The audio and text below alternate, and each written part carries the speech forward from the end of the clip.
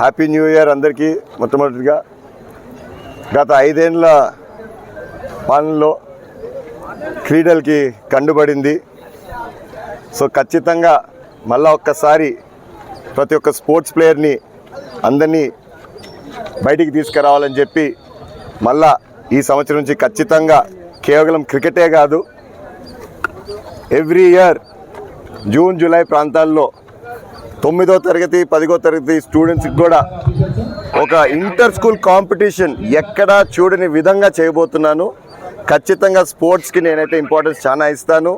And ప్రతి సంవత్సరము అంతకుముందు అయితే చేసినాను, కానీ ఏమైంది లాస్ట్ 5 ఏళ్ళలో మమ్మల్ని ఇంట్లో నుంచి బయటికే లేకపోతే చేయలేకపోయినాము.